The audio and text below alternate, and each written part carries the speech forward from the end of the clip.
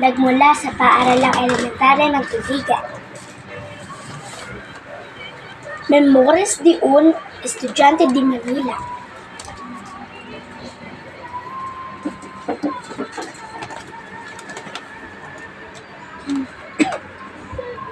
Ang aking ama ay isinilang sa Binyan, isang bayang malayo ng isa't kalahating oras sa amin sa Kalamba.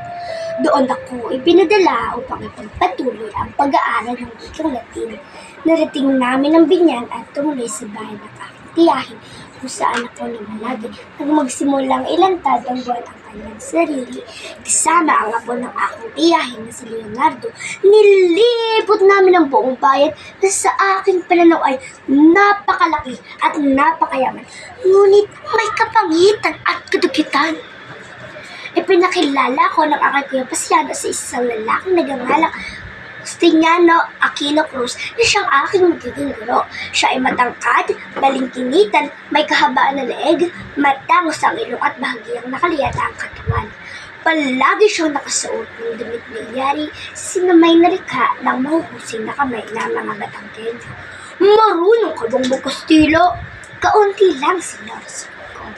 Marunong ka bang maglutin? Kaunti lang, Senyor. Muli akong sumagot. Dahil dito, pinagtawanan ako ng anak ng aming guro, si Pedro. Ang pinakamakulit sa buong klase. Si Pedro ay mas matanda sa akin, mas malaki. Ngunit na magsimula kami magpampuno ay nangibabaw ako sa kanya. Hindi ko malaman kung paano ko pinalap. Iniwan ko siya sa kahihiyan. Pagkatapos ng klase, isang batang nagangalang Andres sa landanan ang nais muling makipagbuno sa akin. Agad niya akong sinaktan gamit ang kanyang mga kamay. Natalo ko't muntik nang mabasagan ng ulo. Hindi ko nais na magsayang ng oras sa pagbibilang ng mga pasa o alalahanin ang mga pikating dinanas ko noong mga unang araw ko sa klase. Palagi akong nagwawagi sa mga timpalak sa loob ng klase. Walang nakatatalo sa akin at bilang resulta, palagi ako namumuna sa klase. Ngunit sa kabila ng aking pagiging mabuti sa paaralan, hindi lilipas ang araw na hindi ako nakatatanggap ng 5 hanggang 6 na hagupit. Isang araw, tinungo namin ang ilog na di kalayuan sa bahay ng aking tiyahin. Habang naliligo kami sa tubig ilog, itinulak ako ng pilyong si Leonardo na naging dahilan ng aking pagkalunod. Nailayo na sana ako ng agos kung hindi lamang may nakahilan ng aking mga paa. Sa ilalim ng liwanag na buwan, naalala ko ang aking bayang Kalamba.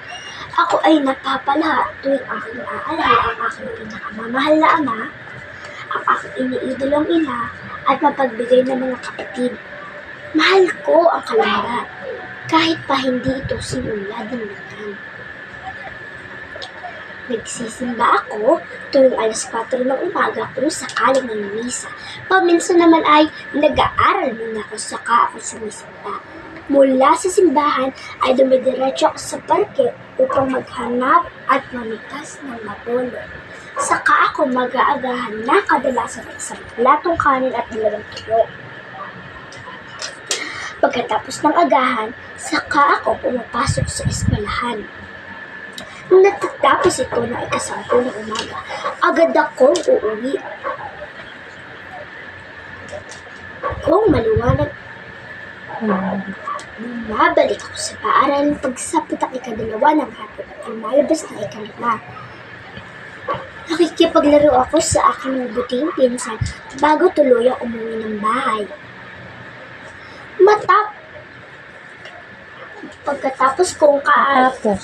Matapos kong kanin ang aking hapon ng kanin at ilim, sabay-sabay kami nagpapasalamat sa buong may kapal.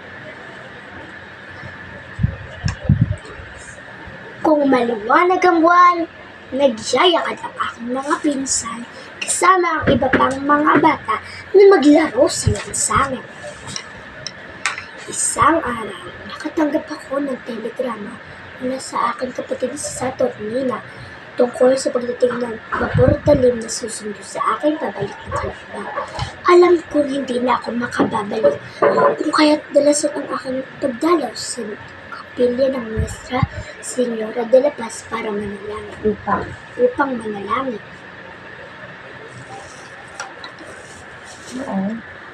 Noong 17 ng Disyembre, Sabado, nilisan ko. Alauna ng hapon, nilisan ko tuloy niya. Ako ay siyam na taong gulang.